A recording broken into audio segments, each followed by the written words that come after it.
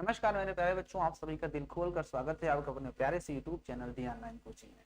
तू हंस तो मुस्कुरा, तू रोना कम कर दे, जिंदा है तो जिंदगी की नाक में दम कर दे। गाइज, आज की वीडियो के अंदर पहले आप तो ये बताइए कि क्या हाल चाल है आप सबका, ठीक है? कोई दिक्कत है तो बताइए। कोई दिक्कत है बताइए, दिक्कत हो तो आप भी सर मुंडवा लीजिए। बताइए, कोई दिक्कत है? नहीं है तो चलिए, हम लोग का जो चल रहा था चैप्टर 8 है ना, चैप्टर 8 चल रहा था ना, तो आज हमें करना है उसी चैप्टर को आगे बढ़ाएंगे, ठीक ना? बढ़ाया जाए चैप्टर। आप लोग तैयार हो उस चैप्टर के लिए? क्या आप लोग उस चैप्टर के लिए बेहतरीन तरीके से तैयार हैं? हाँ, तैयार है या नहीं तैयार है? तैयार हो? बताइए कमेंट करके। चलिए ठीक है, इसका मतलब आप तैयार हैं। हम भी चलते हैं, शुरू करते हैं इस वीडियो को बेहतरीन तरीके से, ठीक है ना? चल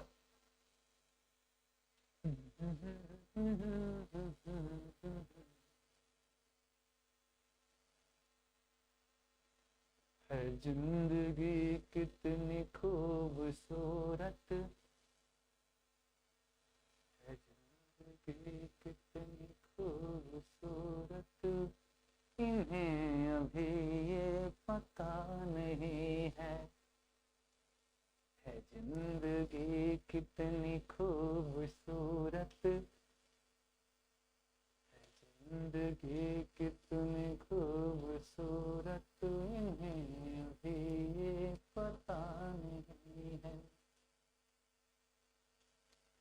जिंदगी कितनी खूबसूरत, इन्हें अभी ये पता नहीं है।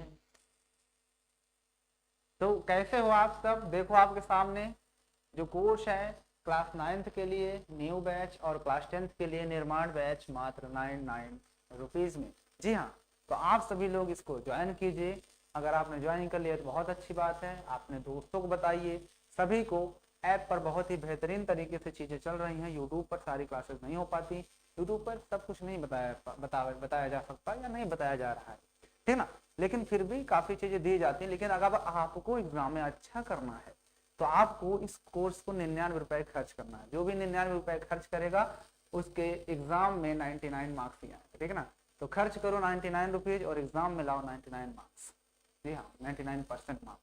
तो बताइए, क्या आप लोग चाहते हो आप आज इस अगर अगर आप इस कोर्स को परचेज करते हो तो आपके एग्जाम में आएगा 99, और अगर नहीं खर्च किया तो 9 - 9 जीरो हो जाएगा। इस बात को याद रखना, 9 में से 9 जो है जीरो हो जाएगा। 9 और 9 मिलकर के 99 आप ही ला सकते हो, और 9 में से 9 घटाकर 0% आप ही ला सकते हो, ठीक है ना?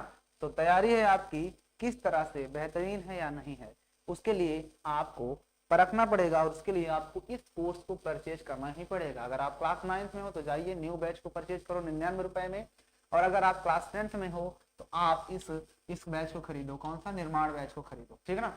बेहतरीन है, आपके लिए ही है। इतना इतना सस्ता कोर्स, इतना मतलब कोई बहुत ज्यादा पैसा नहीं लिया जा रहा आपसे, इतनी छोटी रकम है। इससे बड़ा रिचार्ज महीने का पड़ता है ना। तो अगर आप मोबाइल चलाते हो तो इससे बड़ा तो रिचार्ज मोबाइल भी पड़ता है ना? तो अगर 100 रुपए खर्च कर दिए तो बढ़िया से है। तैयारी साल भर के लिए है भाई साहब, साल भर के लिए, ठीक है ना? तो जाइए, आप ये मत सोचो कि भाई इतना कम पैसा है, इतना कैसे, क्या ही इसका लेवल होगा। ऐसा कुछ नहीं है। जरूरी थोड़े कि जो चीजें महंगी हैं वो अच्छी होती हैं। बोलिए, ऐसा कुछ भी नहीं है। चीजों को समझना पड़ेगा, ठीक है ना? मैं पढ़ा ही रहा हूँ, आप देख ही रहे हो मैं किस तरह से पढ़ाता हूँ। बस चीजें क्या है, पढ़ाने का तरीका वही रहता है, बस थोड़ा सा चेंजिंग हो जाती है। और चीजें क्या होती हैं कि यूट्यूब से थोड़ा सा ज्यादा आपको ऐप पर मिलता है। जो ऐप पर पढ़ता है वो यूट्यूब पढ़ लिया वाला, यूट्यूब पर पढ़ने वाला ऐप के बारे में नहीं जानता, ठीक है ना? इसलिए ऐप पर अगर आप पढ़ रहे हो तो यूट्यूब पढ़ लिए, तो आप ऐप को जाइए, 99 रुपए में है, आप इस कोच को परचेज करो और अपनी तैयारी में लग जाओ गर्दा गर्दा उड़ाने के लिए, क्योंकि अगली बारी आपकी ही है। जी हाँ, अगली बारी आपकी है क्लास 9th और 10th में बढ़िया करने के लिए, ठीक है? तो जिस लोगों ने खरीद लिया बहुत अच्छी बात है, अगर नहीं खरीदे तो जाइए इसको खरीदिए मात्र 99 रुपीज, ठीक है ना? ठीक है ना? और किसी भी दिक्कत हो, कोई भी दिक्कत हो तो आप नंबर चल ही रहा होगा नीचे, उस नंबर पे आप बात कर सकते हो, ठीक है ना? यहाँ पर जो सीनियर लोग हैं या जो एक्सपीरियंस लोग हैं जो इसके बारे में आपको जानकारी देते हैं, उनसे बातें होंगी आपकी, आपको जो भी दिक्कत होगी परेशानी होगी वो वहाँ पर सॉल्व कर दिया जाएगा, ठीक है ना। तो बाकी फिलहाल आप इस कोर्स को जरूर परचेज करो, मिलते हैं आपसे वहीं पर, ठीक है ना, आपसे वहीं पर मुलाकात होगी, ठीक है। चलो, तो बस यही बताना था इस फोटो में। बस ये फोटो नहीं बल्कि आपका आने वाला भविष्य है, ये फोटो नहीं, ये आपका आने वाला भविष्य है। तो इस भविष्य आपके हाथ में है, आपके हाथ में भविष्य है, आप अपना भविष्य खुद लिख सकते हो, किसी दूसरे के किस्मत से नहीं। किस्मत को रोना रोना बंद करो कि मेरा किस्मत खराब थी इसलिए मेरा इतना नंबर कम आया, ठीक है ना। काफी लोग रोना रोते रहते, पढ़ता लिखता तो है नहीं, तो कहाँ से आएगा। तो पढ़ाई लिखाई करो तभी आपको ये चीज होगा, ठीक है ना। तो जाइए इस कोर्स को परचेज कीजिए। अब आते हैं हम लोग आगे बढ़ते हैं, चीजों को सीखते हैं। अब हम लोग को जो चल रहा था वहां पर पहुंचते हैं और करते हैं, आगे बढ़ते हैं। उस पीडीएफ में देख लेते हैं और क्या क्या बचा हुआ है वो भी बता देता हूँ। पीडीएफ है,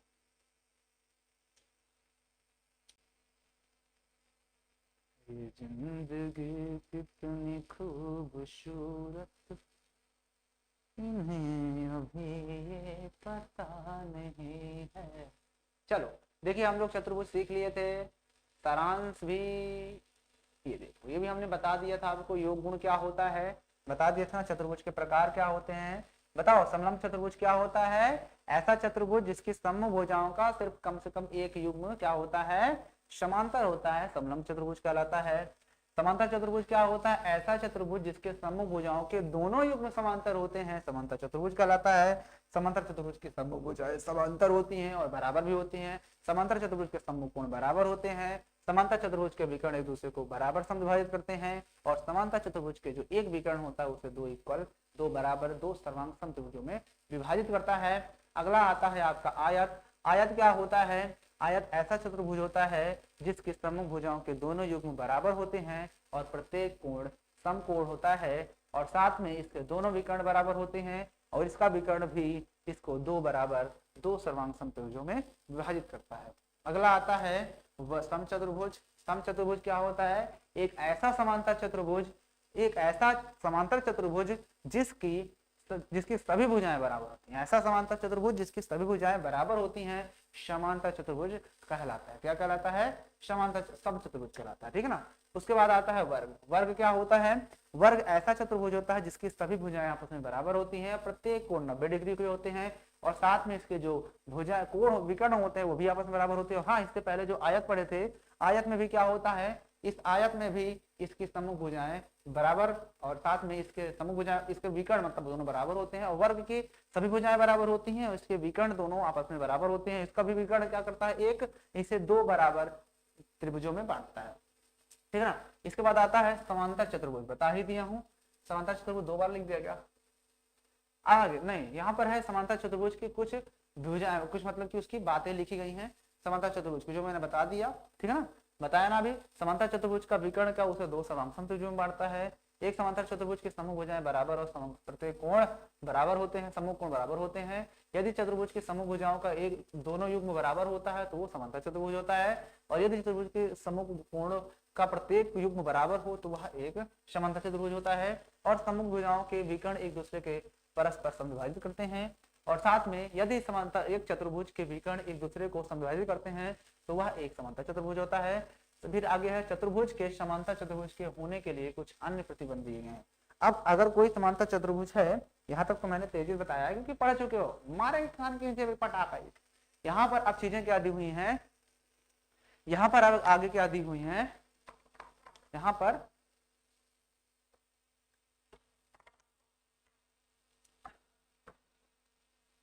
अब चीजें क्या दी हुई हैं उसको ध्यान से देखना है। यहाँ पर चीजें ये है चीजें कि यहाँ पर अगर कोई भी चतुर्भुज के समांतर चतुर्भुज होने के लिए एक अन्य प्रतिबंध, कोई चतुर्भुज एक समांतर चतुर्भुज होता है यदि उसकी समूह भुजाओं के एक युग्म बराबर हो और समांतर हो। अब इसके बाद हमने आगे सीखा मध्य बिंदु प्रमेय।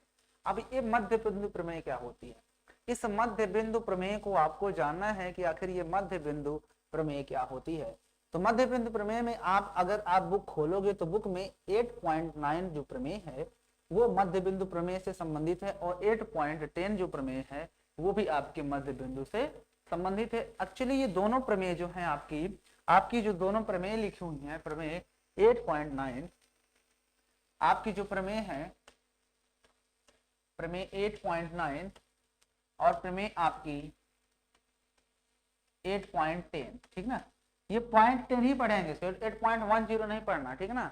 ये प्रमेय है क्योंकि चैप्टर 8 चल रहा है, चैप्टर 8 चल रहा है और चैप्टर 8 की 9वीं प्रमेय है, ये 10वीं प्रमेय है, इस तरह से है। तो ये नहीं समझना कि दशमलव लगा है, मतलब इसको 8.10 पढ़ना पड़ेगा, ठीक है ना। तो इसको आप ऐसे पढ़ोगे 8.9 8.10। तो यहाँ पर ये जो लिखा है 8.9 और 8.10, तो यानी प्रमेय नंबर 8वीं और प्रमेय नंबर 10वीं, ये दोनों प्रमेय मध्य बिंदु से संबंधित हैं। मतलब कि हमारा जो मध्य बिंदु होता है उससे संबंधित ये दोनों प्रमेय होती हैं। कौन सी प्रमेय? आपके सामने जो लिखी हुई है, कौन सी प्रमेय लिखी हुई है, आप देख सकते हो कौन सी प्रमेय, ठीक है। ओके, समझ आया यहाँ तक? ओके, चलिए अब आगे देखो ध्यान से। इतना करने के बाद आप देखो ध्यान से क्या कहती है प्रमेय।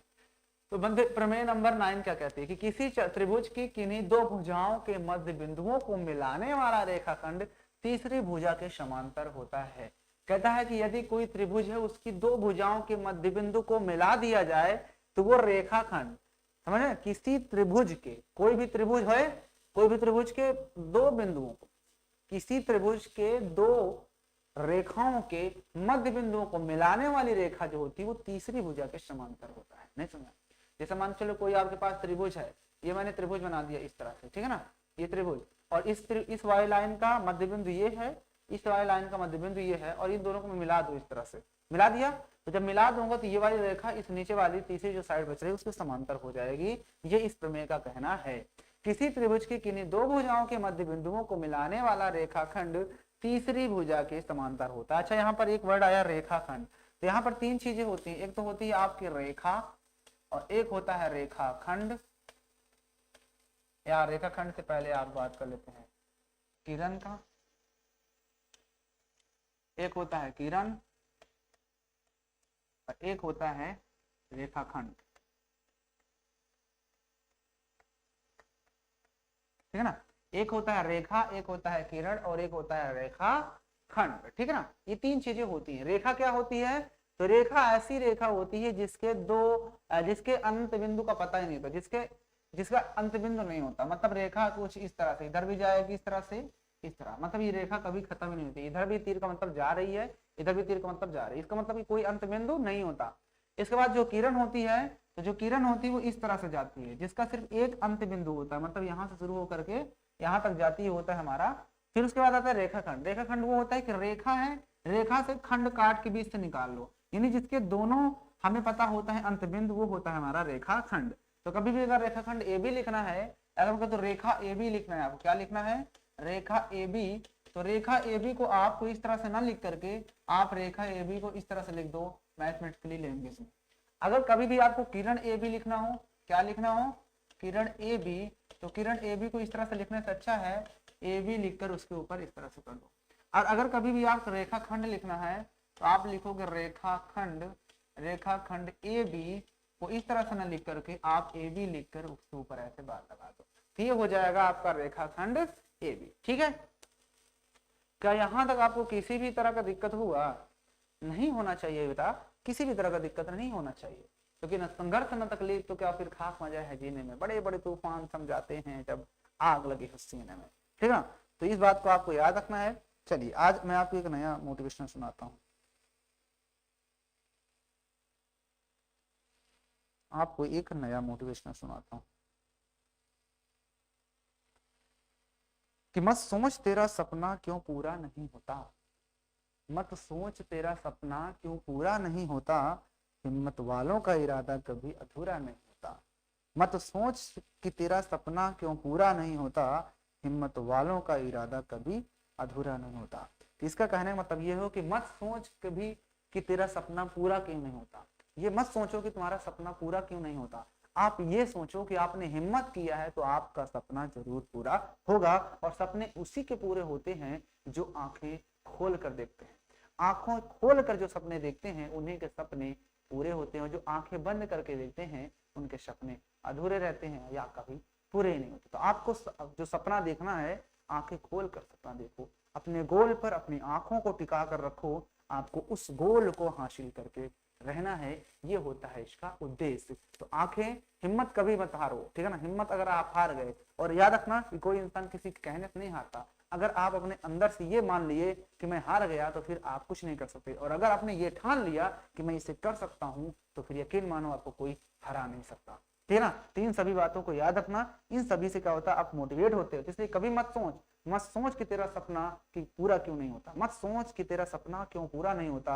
अरे हिम्मत करने वालों के कभी सपने अधूरे नहीं होते, किसी का उसका सपना कभी अधूरा नहीं होता, ठीक है ना। तो हिम्मत करते रहो, आपका इरादा कभी अधूरा नहीं होगा। आपने जो सोचा है वही होगा, एक दिन आपकी मंजिल आपके मुट्ठी में होगी, ठीक है ना। समझ रहे हो ना बात को। चलो तो आते हैं आगे। तो इस बात को याद रखना कि रेखा A B, Kiran A B और रेखाखंड ए बी, ये तीनों का मतलब क्या होता है, इन तीनों का मतलब ही होता है क्या, मैंने आपको बता दिया। इंग्लिश में अगर जाना चाहते हो तो रेखा जो होती है, रेखा को इंग्लिश में लाइन बोलते हैं। क्या बोलते हैं, लाइन बोलते हैं। उसके बाद किरण जो होती है, किरण को इंग्लिश में रे बोलते हैं। भाई थोड़ा बहुत इंग्लिश भी जानते रहो आप लोग। उसके बाद रेखाखंड ए बी जो होता है, तो रेखाखंड मतलब रेखाखंड, तो रेखाखंड को इंग्लिश में बोलते हैं लाइन सेगमेंट। क्या बोलते हैं, लाइन सेगमेंट। तो इन सभी बातों को आपको याद रखना है, ठीक है ना। ये सभी बातें आपको दिमाग में छप जानी चाहिए। और अगर आता है तो फिर कोई बात ही नहीं, अगर आता है तो फिर कोई बात नहीं, अगर नहीं आता तो फिर डूब मरो पानी भर में। मतलब कि समझ लो यहाँ पर आए डूबने चल दिए, डूबने पर पानी में कोई मरता है क्या, क्या आप चुल्लू भर पानी में मर जाओ क्या, बकवास करते हो। चलो यहाँ तो कोई दिक्कत, नो दिक्कत।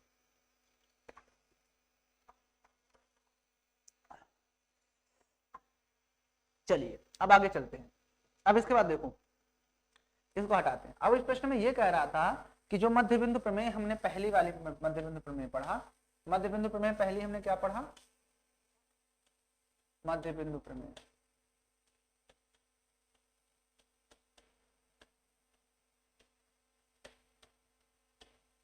मध्य बिंदु प्रमेय 8.9, ठीक ना। मध्य बिंदु प्रमेय 8.9 यही पढ़ने वाले हैं ना।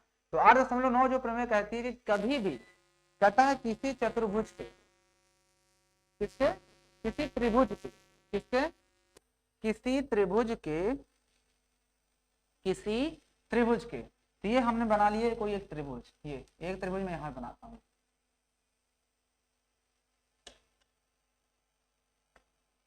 किसी त्रिभुज के, मान लो ए बी सी है, ये त्रिभुज है ए, ये है बी, ये है सी, ठीक है ना।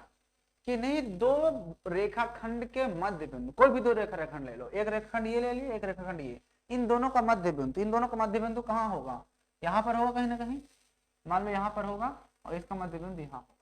कहता उन दोनों को मिलाते हुए एक अगर मैं रेखा खींच देता हूँ, तो मान लो जो रेखा खींचा इसका नाम डी हो गया और इसका नाम हो गया। तो कहता है जो रेखाखंड का मध्य बिंदु खींचा, इसका मतलब ये वाली लाइन इस लाइन के बराबर और इस वाली लाइन को इस लाइन के बराबर किया। तो कहता है जो डीई तुमने खींचा है, डीई जो खींचा है वो ए बी के बराबर हो जाएगा। ये इस प्रमेय का कहने का मतलब ये है। कहता है यदि किसी त्रिभुज के दो रेखाखंड के मध्य बिंदुओं को मिला दिया जाए, किसी त्रिभुज के दो रेखाखंड के मध्य बिंदुओं को मिला दिया जाए, तो वो तीसरी रेखा जो एक बचती है उसके समांतर हो जाती है, ठीक है। आप इस फिगर को आप ऐसे ही बना सकते हो। चलो ये मैंने बना दिए एक त्रिभुज, ठीक है ना। ये तो आपने कहा कि इस बार हमने इसका मध्य बिंदु नहीं लेना है, हम इस दोनों का मध्य बिंदु लिए थे, हम इस बार इन दोनों का। तो इन मध्य बिंदु को मिला दोगे तब ये रेखा इस रेखा के समांतर हो जाएगी। आपके दिमाग में आया कि सर जी हम ऐसे भी कर सकते हैं, तो आपने क्या किया, इन दोनों का मध्य बिंदु, इन दोनों का, तो इन दोनों मध्य बिंदु को मिलाओगे तो इस वाली रेखा के समांतर हो जाएगी। तो इस सभी बातों को याद रखना है कि त्रिभुज आप किसी भी तरह ले लो, किसी भी दो मध्य बिंदुओं को, किसी भी त्रिभुज की दो रेखाखंड के मध्य बिंदु को मिला दो, तो उससे आपका जो रेखाखंड तैयार होगा, जो एक नया रेखाखंड मिलाओगे, वो तीसरी वाली जो एक भुजा बचेगी उसी के समांतर हो जाएगा, ठीक है। बताइए यहां तक क्या किसी भी तरह का आपको दिक्कत हुआ क्या? नहीं होना चाहिए दिक्कत मेरे लाल, आपको यहां तक किसी भी तरह का दिक्कत नहीं होना चाहिए। अगर दिक्कत हुआ तो फिर तो बेकार बात है। चलिए खैर कोई बात नहीं, आइए अगले टॉपिक पे चलते हैं। इसको हम सिद्ध भी करेंगे, ठीक है ना, लेकिन फिलहाल आज नहीं, आज पहले हम प्रमेय को डिस्कस कर लेते हैं, जो जो प्रमेय इसमें बची हुई है, ठीक है ना। तो मैंने आपको ये वाले प्रमेय बता दिया कि जो मध्य बिंदु होता है उसके मध्य बिंदु को मिला दो, त्रिभुज के किन्हीं भी दो भुजाओं के मध्य बिंदु को मिला दो, उससे क्या होगा, जो त्रिभुज बनता है वो आपका होता है मध्य बिंदु प्रमेय। ठीक है, चलिए आते हैं प्रमेय 8.10 भी देख लेते हैं क्या कहती है। देखिए प्रमेय 8.10 क्या कहती है, धीरे धीरे प्यार को बढ़ाना है, हद से गुजर जाना है, धीरे धीरे प्यार को बढ़ाना है, हद से गुजर जाना है। चलिए कहता है प्रमेय, एक गाना सुनाते हैं आपको आज।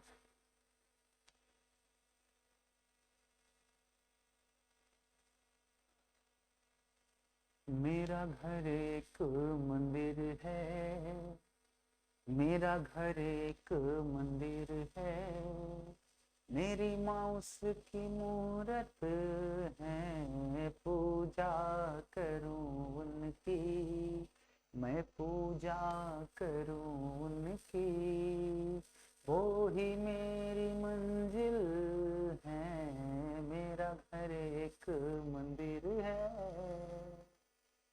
मेरे दिल की धड़कन भी तो कुछ ऐसा कहती है, मेरे दिल की धड़कन भी तो कुछ ऐसा कहती है, मेरी माँ मेरे दिल में हर दम से रहती है, मेरी माँ मेरे दिल में हर दम से रहती है, मैं हूँ माँ का दीवाना, मैं हूँ माँ का दीवाना, माँ ही मेरी हम सफर है, मेरा घर एक मंदिर है।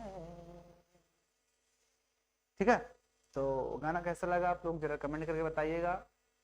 जो मैंने आपको गीत सुनाया ये मैंने ही लिखा है, क्योंकि मैं गीत भी लिख लेता हूँ और थोड़ा बहुत शायरी वगैरह भी इधर उधर लिख लेता हूँ, ज़्यादा नहीं लिखता लेकिन सॉन्ग कुछ ज़्यादा ही लिख लेता हूँ। ठीक है ना, फिलहाल काफ़ी दिनों से कोई नया सॉन्ग नहीं लिखा हूँ, बस अपनी खुशी की लिखता हूँ। ठीक है ना, अभी ना सोचो आपको सॉन्ग कहाँ होते हैं, ऐसा कुछ नहीं है। तो आपके जो मैं सॉन्ग मेरे होते हैं, मैं खुद अपने गाने के लिए, अपना ऐसे ही गाने के लिए खुद तैयार करता हूँ, खुद ही गाता हूँ। ठीक है ना, और ऐसे ही तुम लोग को जब कभी कभी सुनाता हूँ। ठीक है ना, तो आप लोग कमेंट करके बताइए कितना बढ़िया गाना गाया ना, अरिजीत को फेल कर दिया कि नहीं। चलिए आते हैं क्वेश्चन पे। कहता है प्रमेय 8.10, किसी त्रिभुज की एक भुजा के मध्य बिंदु से दूसरी भुजा के समांतर खींची गई रेखा तीसरी भुजा को समद्विभाजित करती है। कह रहा है कि किसी त्रिभुज की अगर भुजा, कोई भुजा है, त्रिभुज में 3 भुजा होती है, उसे कोई एक भुजा का मध्य बिंदु उठा लो, त्रिभुज बना दिया मैंने, उस त्रिभुज का किसी भी त्रिभुज का एक मध्य बिंदु उठा लो, मध्य बिंदु उठा लिया, उस मध्य बिंदु से जो एक नीचे भुजा होगी उस भुजा के समांतर एक रेखा खींचते चले जाओ, जो आगे वाली एक रेखा होती है उसको बीचों बीच कट करेगी। क्या, बीचों बीच उसे कट करेगी। मतलब कि ये प्रमेय 8.9 की उल्टा है। बात समझ आई कि नहीं समझ आई? खैर अगर नहीं समझ आया तो मैं आपको समझा दूंगा, बुझा दूंगा और बता दूंगा, आपको घबराने वाली कोई बात नहीं है। ठीक है ना, आपको घबराना तो है ही नहीं। ठीक है ना, कि आप घबरा जाओ, क्योंकि आप बहुत जल्दी चपड़गंजू लोग घबरा जाते हो। चलिए कोई बात नहीं। तो देखो यहाँ पर क्या एक फिगर बना हुआ है, यहाँ पर देखो एक फिगर बना हुआ है, तो मैं फिगर को थोड़ा सा यहाँ पर फिगर, ये फिगर को थोड़ा सा मैं और दिखा देता हूँ। तो देखो ये फिगर ऐसे बना हुआ है, ऐसे एक लाइन आई है, फिर एक लाइन ऐसे गई है, फिर एक लाइन ऐसे आई है, दिख रहा है त्रिभुज। ठीक है ना, उसके बाद इस त्रिभुज का ये एक मध्य बिंदु है, इस मध्य बिंदु से एक रेखा पैरेलल खींची गई है जो कि इस BC के पैरेलल है, जो कि इस AC को F बिंदु पर कट कर रही है। इस E जो कट गई है वो F पर जाके कट कर रही है। जब इसने इसे F पर कट किया तो इससे क्या हुआ, अब ये इसको मध्य बिंदु पर, क्योंकि ये रेखा इसके पैरेलल है तो ये वाला इसको बराबर कट किया। इसे भी हम प्रूव करके देखेंगे, बट आज नहीं, आज हम प्रमेय जो इसमें हैं उनको हम डिस्कस कर देते हैं सभी प्रमेय को। ठीक है, क्योंकि आज मेरे हिसाब से उसको फिनिश कर दूंगा, उसके बाद जो प्रमेय है उनको सिद्ध करके नेक्स्ट वीडियो में देख लेंगे। ठीक है, चलो यहाँ तक कोई दिक्कत? नो दिक्कत। चलिए अब इसको देखो जरा, तो उसने ये कहा कि किसी भी त्रिभुज के, कोई भी त्रिभुज है, ये मैंने एक त्रिभुज बना लिया, ये एक त्रिभुज बना लिया, ये अब इस त्रिभुज का मध्य बिंदु, किसी एक भुजा का मध्य बिंदु, मान लो ये ए है, ये बी है, ये सी है, इस त्रिभुज में एबीसी में एक एबी का मैंने मध्य बिंदु उठा लिया, और इस मध्य बिंदु से मैंने क्या किया, इसके पैरेलल, इस बीसी के पैरेलल एक रेखा मैंने ये खींच दिया ऐसे कुछ, ठीक है ना। ये जो रेखा मैंने खींचा इसका नाम कुछ दे दे, चलो इस नाम का नाम दे देते हैं कि ये, इसका नाम डी दे देता हूँ, इसका नाम चलो मैंने एल दे दिया, ठीक है ना। ये एल तक बढ़ती चली गई, ठीक है ना, कोई दिक्कत यहाँ तक। इतना करने के बाद आपको ये ध्यान देना है, कि जब इस तरह से हम खींचा तो ये जो लाइन मैंने खींचा डी एल लिख दो या एल लिख दें, चलो डी एल ही लिख दो। तो ये जो डी एल मैंने लाइन खींचा है वो लाइन पैरेलल मैंने खींचा किसके, बीसी के पैरेलल खींचा है, बीसी के पैरेलल, तथा साथ में क्या है जो ये डी पॉइंट है डी, तो ये ए डी बराबर बी डी है, मतलब कि डी मध्य बिंदु है। डी क्या है, मध्य बिंदु मैंने लिया है, डी जो है वो मध्य बिंदु है। किसका मध्य बिंदु है, तो डी आपका जो है वो मध्य बिंदु किसका है, तो वो ए बी का मध्य बिंदु डी दिया है, ठीक है ना। तो ए बी का मध्य बिंदु क्या है, ए बी का मध्य बिंदु डी ले लिया गया है। जब ए बी का मध्य बिंदु आप डी ले लिए और उससे उस डी पॉइंट से हमने इस बीसी के समांतर ये डी एल खींचा, तो वो एसी जो रेखा थी, तीसरी रेखा जो बच रही है, उसको एक पॉइंट ई पे कट कर रही है। जब ई पे कट कर रही है तो इसका कहने का मतलब ये है कि वो दोनों आपस में बराबर होते हैं। यानी अगर एक भुजा का मध्य बिंदु से आप लाइन खींच रहे हो तो दूसरी भुजा जो कटेगा, जिस लाइन को काटेगा वो भी मध्य बिंदु पर ही कट करता है। तो इस प्रमेय को भी हम प्रूव करके देखें कि आखिर ये दोनों बराबर किस तरह से है। ये भी बहुत अच्छी प्रमेय है, इसको हम नेक्स्ट में उसमें डिस्कस कर लेंगे, ठीक है ना। तो आपको यहाँ तक किसी भी तरह का दिक्कत हुआ हो तो आप लोग मुझे बताइए कमेंट करके, नहीं तो फिर कोई बात ही नहीं। बताइए यहाँ तक कोई दिक्कत है क्या, क्या यहाँ तक आपको किसी भी तरह का दिक्कत हुआ तो आप मुझे बता दो।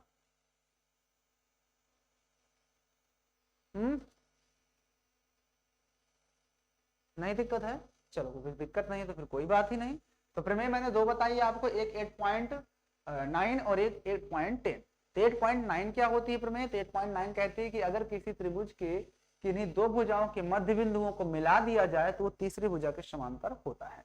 फिर उसके बाद मैंने अभी जो प्रमेय बताई, इस प्रमेय मैंने आपको ये बताया कि अगर आपके पास कोई त्रिभुज है जो कि लाइक दिस है और उस त्रिभुज में किसी एक भुजा के मध्य बिंदु से एक रेखा खींची जाए जो कि नीचे वाली जो उसके लाइन होगी उसके समांतर हो, तो जो अगली एक लाइन बचती है, एक रेखाखंड बचता है, उसे भी मध्य बिंदु पर कट करता है। ये होता है मध्य बिंदु प्रमेय सेकंड, मध्य बिंदु प्रमेय 8.10, ठीक है। ओके, ये चीज समझ में आ गया होगा। आइए चलते हैं अब आगे। यहाँ पर देखो वही चीज दिखा है, ए एफ बराबर सी एफ, ठीक है ना। आगे अब यहाँ पर देखो प्रमेय 8.1 से लेकर प्रमेय 8.10 तक की कुछ प्रमेय है, उनको भी हम देख लेंगे। सबसे पहले आती है प्रमेय 8.1। तो प्रमेय 8.1 कहती है कि किसी समांतर चतुर्भुज के विकर्ण उसे दो सर्वांगसम त्रिभुजों में विभाजित करता है।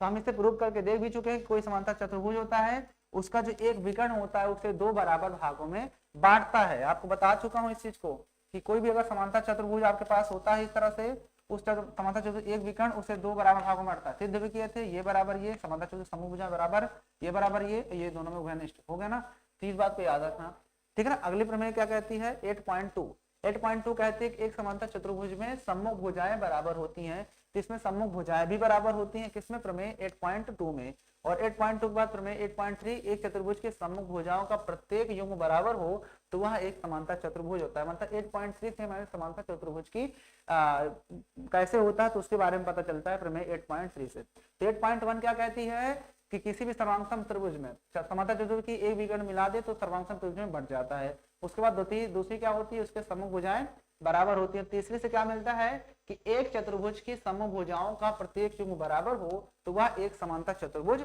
होता है। अगर प्रत्येक युग्म बराबर ये बराबर ये बराबर ये, तो समांतर चतुर्भुज कहलाता है।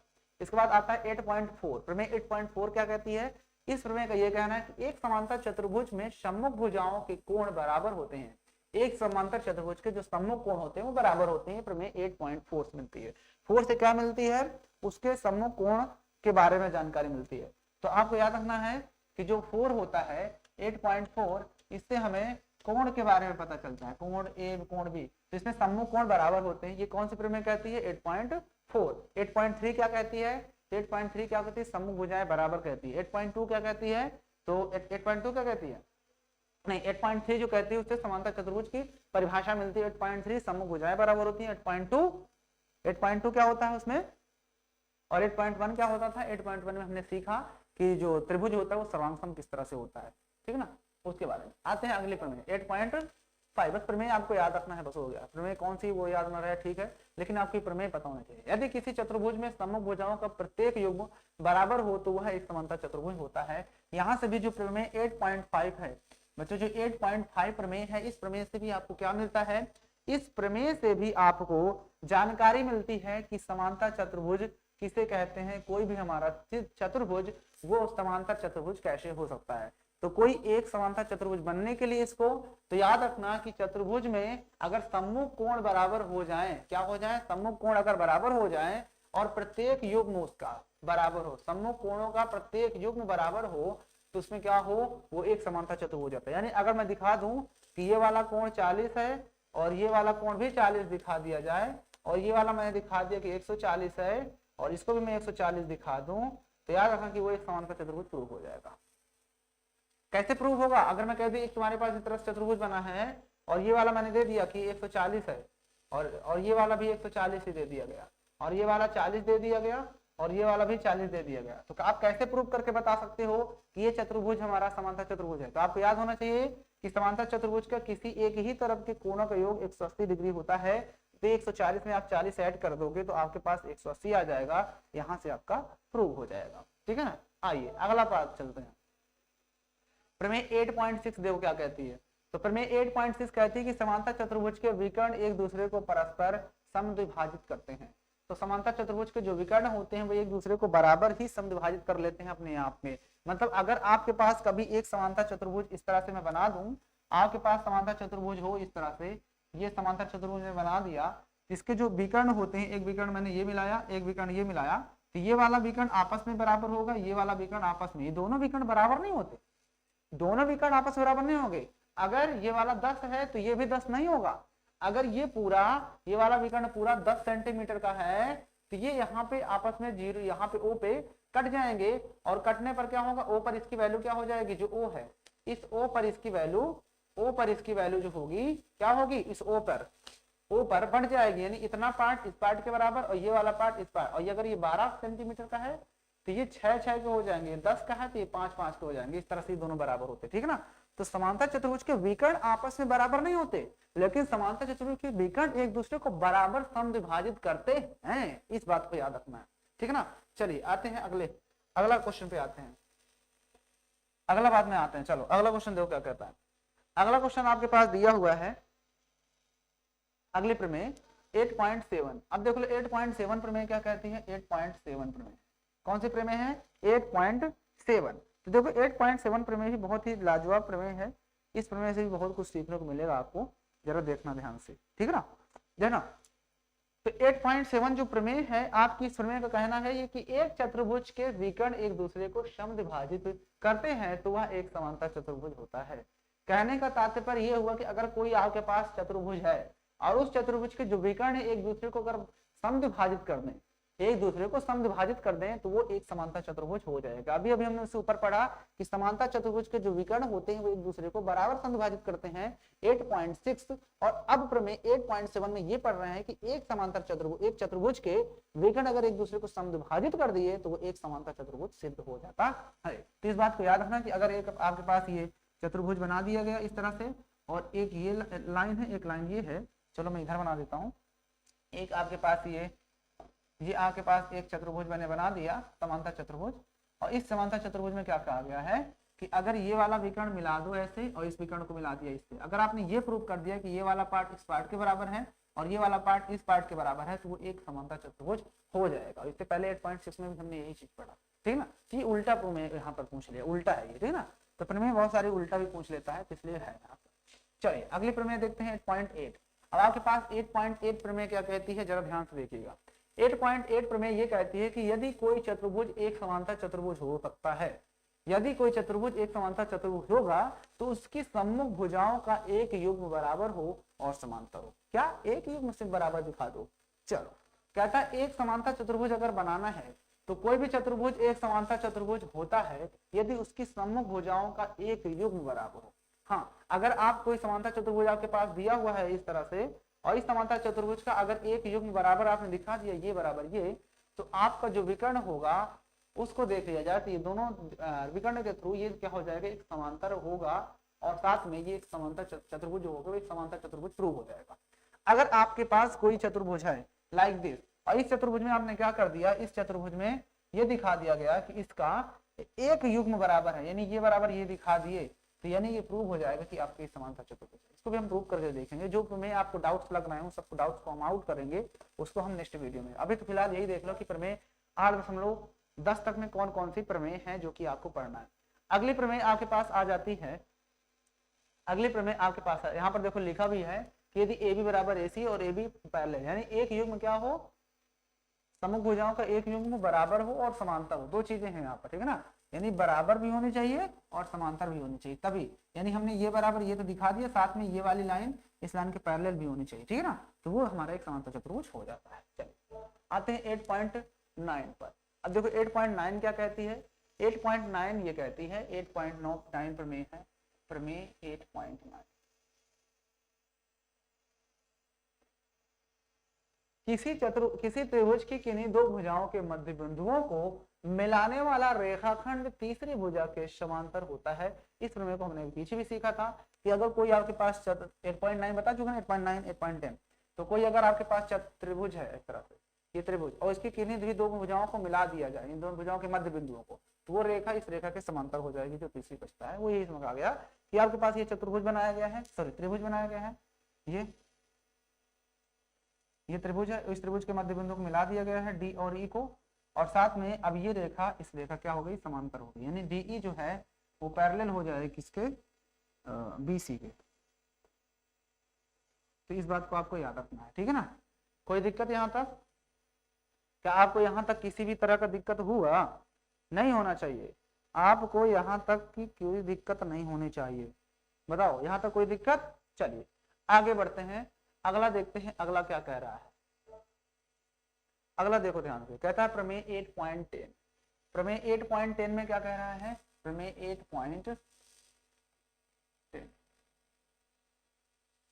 किसी त्रिभुज की एक भुजा के मध्य बिंदु से दूसरी भुजा के समांतर खींची गई रेखा तीसरी भुजा को समद्विभाजित करता है। वही प्रमेय अभी अभी हमने 8.10 देखा था, उसी प्रमेय को मैंने फिर से लिख दिया यहाँ पर, क्योंकि मैंने सारी प्रमेय यहाँ पर एक साथ लिख दिया है 8.1 से लेकर के 8.10 तक की, ठीक है। तो वो सारी प्रमेय यहाँ पर लिखी हुई है, वही एक प्रमेय आपके सामने फिर से आ चुकी है। इस प्रमेय को भी आपको ध्यान से देखना है मेरे लालू, देखो ध्यान से।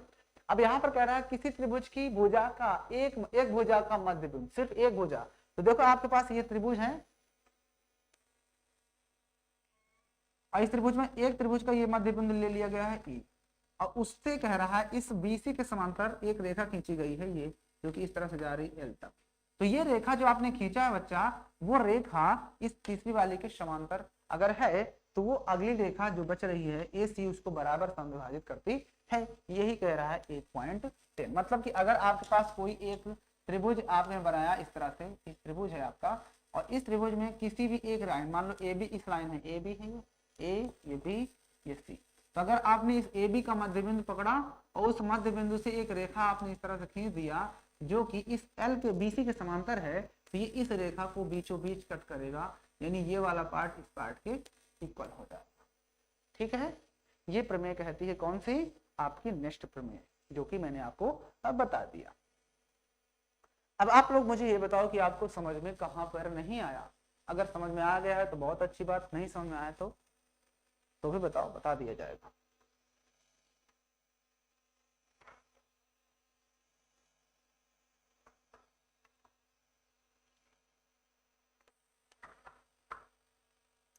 बताइए, कोई समझ में आया, कोई दिक्कत। चलिए आते हैं अगले बात पे। इसके बाद कुछ चीजें और हैं, सारांश भी है इसका, उसको भी देख लेते हैं। ये सारांश आप थोड़ा सा साफ सुथरा दिख रहा होगा क्योंकि ये बुक का हुआ है, बुक से छपा हुआ है, छपाया है, जैसे गया है वो चीज है। देखो यहाँ पर हमने इस अध्याय में जो जो चीजें मैंने अभी अभी प्रमेय बताई, उन प्रमेय को एक बार फिर से नजर यहाँ पे मार देते हैं 5 मिनट के अंदर, ठीक है ना। तो कहता है अध्याय में हमने क्या पढ़ा कि इस अध्याय में निम्नलिखित बिंदुओं पर अध्ययन किया। क्या? किसी चतुर्भुज के कोण का योग 360 होता है, बता चुका हूँ। समांतर चतुर्भुज का एक विकर्ण उसे 2 सर्वांग त्रिभुजों में विभाजित करता है, बता चुका हूँ। एक समांतर चतुर्भुज में क्या होता है, उसकी समभुजाएं बराबर होती हैं और उसके समकोण भी आपस में बराबर होते हैं और विकर्ण भी आपस में क्या करते हैं, समविभाजित करते हैं। ये सब कुछ पॉइंट मैंने सारे पॉइंट आपको बता दिए हैं। अगला कहता है एक चतुर्भुज का समांतर चतुर्भुज होता है। एक चतुर्भुज समांतर चतुर्भुज कब होता है? जब उसके सम्मुख भुजाएं बराबर हो या फिर उसके सम्मुख कोण आप बराबर दिखा दो, या तो फिर आप क्या करो, विकर्ण परस्पर समविभाजित करते हो, तो वो हमारा समांतर चतुर्भुज प्रूव हो जाएगा। ठीक है, इतना करने के बाद अगला पॉइंट देखो। अगला पॉइंट यहाँ पर दिया हुआ है कि बस यहाँ तक ही तो पॉइंट, अगला पॉइंट इधर है नीचे। अगला पॉइंट यहाँ पर भी कुछ चीजें देखो दी हुई हैं कि यदि आयत, अगला पॉइंट है 5 नंबर की, आयत के विकर्ण परस्पर समविभाजित करते हैं और बराबर होते हैं, इसका विलोम भी सत्य है। ठीक है ना, यानी जो आयत होता है उसके विकर्ण आपस में क्या करते हैं, समविभाजित करते हैं और बराबर भी करते हैं। याद रखना, बता चुका हूँ। समचतुर्भुज क्या होता है, विकर्ण इसके परस्पर समकोण पर समविभाजित करते हैं और इसका विलोम भी सत्य है। ठीक है ना, यदि कि कोई ऐसा चतुर्भुज जिसके विकर्ण समकोण पर समविभाजित करते हैं वो समचतुर्भुज होता है। अगला कहता है एक वर्ग के विकर्ण परस्पर समकोण पर समविभाजित करते हैं। एक वर्ग के जो विकर्ण होते हैं वो भी समकोण पर विभाजित करते हैं, याद रखना इस बात को, और बराबर होते हैं, इसका विलोम भी सत्य है। तो विकर्ण के वर्ग के जो विकर्ण होते हैं वो भी कहां पर, समकोण पर ही समविभाजित करते हैं, इस बात को भी आपको याद रखना है। ये आपके लिए मोस्ट इंपॉर्टेंट पॉइंट है, इसको मैंने थोड़ा बताया नहीं था, तो आप याद रखो कि वर्ग का जो विकर्ण होता है वो भी बराबर समविभाजित तो करते हैं विकर्ण, लेकिन 90 अंश पर एक दूसरे को कट भी करते हैं। ठीक है ना, बात समझ आई? ओके, इसके बाद देखो कि किसी भी त्रिभुज की किन्हीं 2 भुजाओं के मध्य बिंदुओं को मिलाने वाला रेखाखंड तीसरी भुजा के क्या होता है, समांतर होता है और उसका आधा होता है। हाँ, इस बात को याद रखना कि हमने इसको भी बात बताया था कि कोई भी अगर त्रिभुज है, मध्य बिंदु को मिला दिए तो उसके समांतर होता है तीसरी वाले के। साथ में ए है, ये बी है, ये सी है, ये डी है, ये ई है, तो डीई तो समांतर हो ही गया किसके, बीसी के। साथ में जो डीई होता है वो जो होता है आधा होता है किसका, जो सामने वाली बीसी की। इस बात को भी याद रखना, या यूं कह लो कि बीसी जो होता है, 20:2 को इधर लाओगे तो डीई के डबल के बराबर होता है। इस बात को भी आपको याद रखना है। ठीक है ना, तो यही इस बात में कही गई है। कहता कि इन्हीं 2 त्रिभुज की एक भुजा का मध्य बिंदु से दूसरी भुजा के समांतर रेखा खींची गई तो वो तीसरी भुजा को क्या करता है, समविभाजित करता है। इस बात को याद रखना है। किसी चतुर्भुज की भुजाओं के मध्य बिंदुओं को एक क्रम से मिलाने वाले रेखाखंड के द्वारा बनाया गया चतुर्भुज भी एक समांतर चतुर्भुज होता है। तो इस बात को भी आपको याद रखना है। आइए आगे चलते हैं, अगला पॉइंट देखते हैं क्या कह रहा है। इसका जो नेक्स्ट पॉइंट है वो क्या है, हो गया इतना ही पॉइंट। लास्ट वाला पॉइंट क्या था, किसी चतुर्भुज की भुजाओं के मध्य बिंदुओं को एक क्रम से मिला दिया जाए तो उसके द्वारा बना एक चतुर्भुज एक समांतर चतुर्भुज। किसी चतुर्भुज की भुजाओं का मध्य बिंदु, चलो इसका मतलब ये है कि अगर आपके पास कोई चतुर्भुज है, कोई भी किसी भी तरह का आपके पास चतुर्भुज है, तो चलो जैसे मैं यहाँ से एक चतुर्भुज बना लेता हूं। मैंने एक चतुर्भुज मान लो ये वाला है, इस चतुर्भुज को मैंने ये बना दिया, ये चतुर्भुज है। ठीक है ना, ये चतुर्भुज कुछ भी हो, चतुर्भुज तो है ही। चतुर्भुज के मध्य बिंदु, इसका मध्य बिंदु मान लो ये है, इसका मध्य बिंदु मान लो ये है, इसका मध्य बिंदु मान लो ये है, इस लाइन का, और इसका मध्य बिंदु ये है।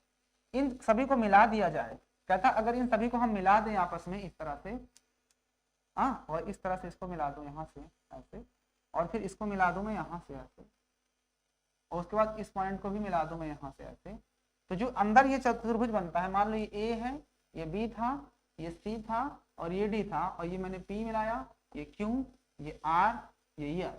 तो आपका जो पी क्यू आर एस बना, पी क्यू आर एस बनेगा, ये क्या होगा, एक समांतर चतुर्भुज होगा। ठीक है ना, यही इस प्रमेय में का कहना है। बस बताते हो क्या होना चाहिए कि जो भुजाएं हैं उनका वो मध्य बिंदु होना चाहिए। तो मध्य बिंदुओं के द्वारा जो बनाता है एक त्रिभुज, वो भी एक अपने आप में समांतर चतुर्भुज होता है। तो मुझे उम्मीद है कि आपको ये सारा कुछ समझ में आया है। तो यहाँ पर आपके इस चैप्टर का जो भी इंट्रोडक्शन था वो खत्म हो गया। अब जो प्रमेय है मिक्स, उन प्रमेय को हम प्रूव करेंगे इसके नेक्स्ट वीडियो में। तो बस आज की वीडियो को हम यहीं पर फिनिश करेंगे। मिलेंगे आपसे ही जल्द ही इसके नए वीडियो के साथ। वीडियो अच्छी लगी तो लाइक कर देना, चैनल पर नए तो सब्सक्राइब कर लेना, बेल आइकन प्रेस कर लो। बाकी मिलते हैं आपसे जल्दी नए वीडियो के साथ, तब तक के लिए जय हिंद।